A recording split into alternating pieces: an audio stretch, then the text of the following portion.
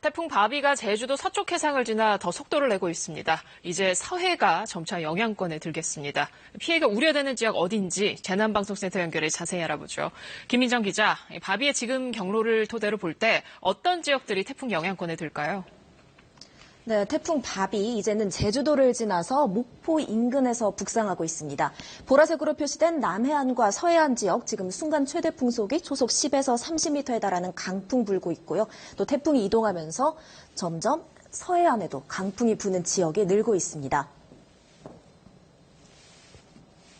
태풍 바비는 조금 뒤인 밤 9시쯤이면 목포 서쪽 160km 해상으로 북상할 텐데요. 지금 목포 북항 상황 보면요. 굵은 장대비가 쉴 새 없이 쏟아지고 있습니다. 그리고 보시는 것처럼 카메라도 바람 때문에 조금씩 흔들리고 있습니다. 조금 더 위쪽 경기 평택과 충남 당진 있는 서해대교 역시 보시면 이렇게 바람에 카메라가 흔들리고 있습니다. 오늘 밤에는 본격적으로 더 강한 바람이 몰아칠 걸로 보이니 차량 운행하실 때 속도 낮추고 안전 운행하셔야겠습니다. 앞으로 서해안 지역들의 순간 최대 풍속이 초속 30에서 40m에 달하는 강풍이 예보됐습니다. 가로수가 뽑히고 또 달리는 기차가 탈선할 수 있는 강풍이니 안전에 각별히 유의하셔야 합니다. 네, 그럼 태풍으로 인한 피해가 우려되는 곳들 좀 살펴보죠. 네, 먼저 전남 지역 보겠습니다. 태풍이 오면 항상 농가 피해가 반복되죠. 태풍 반경이 300km가 넘으니 내륙이라고 해서 안심하셔서는 안 됩니다. 전남 나주 지역 보시는 것처럼 대규모 비닐하우스 단지가 밀집해 있습니다. 멜론 등 과일과 채소가 이제 곧 출하를 앞둔 시기인데요. 피해 없도록 비닐이 찢어진 곳 미리미리 보수하시고 또 바람이 들어오지 않도록 출입구와 창문도 잘 닫으셔야 합니다. 또 나주 금천면에는 대규모 배 과수원들도 많습니다. 올 추석 출하 앞둔 배들 낙과 피해 막으려면 방풍망 한 번 더 점검하시고 또 나무 사이로 바람이 잘 통할 수 있도록 나무까지도 다듬어 주시는 게 좋습니다. 이번에는 중부 서해안으로 가봅니다. 충남 태안의 경우에는 아무래도 이 지형 자체가 워낙 바다와 가깝다 보니 강풍 피해를 크게 받는 곳들 중에 하나입니다.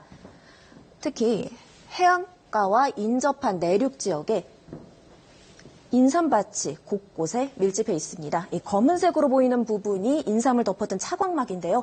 지난해 태풍 링링 당시 이 차광막들이 파손돼서 대규모 피해가 발생했습니다. 또 태안반도 남쪽을 가보면요. 이 바다 위에 네모 반듯한 시설물들, 가두리 양식장입니다.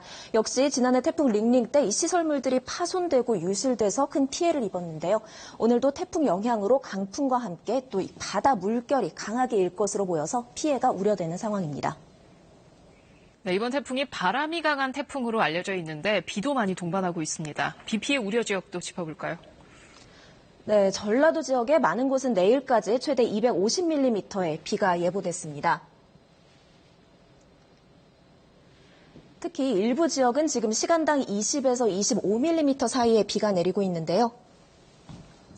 이 가운데 지난 장마로 수해 피해를 입고 아직 복구가 끝나지 않은 곳들 대비 단단히 하셔야 합니다.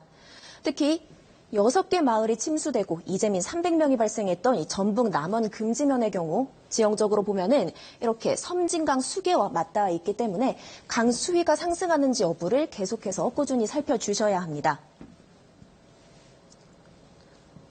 또 전남 담양군 같은 경우에는요. 보시면 붕괴 위험지구가 곳곳에 분포되어 있으니 각별히 유의하셔야겠습니다. 담양 대덕면 그리고 무정면 일대 보시는 것처럼 붕괴 위험지구가 4군데나 몰려 있습니다. 대부분의 경우 마을이나 도로 인근에 비탈면이 인접해 있는 형태인데요. 이 4곳 모두 2011년에서 12년 사이 피해가 발생한 적이 있으니 호우 대비 철저히 하셔야겠습니다. 또 도심지에서도 안전에 신경 쓰셔야 되는 곳들 많습니다. 광주 동구의 한 병원으로 가보면요.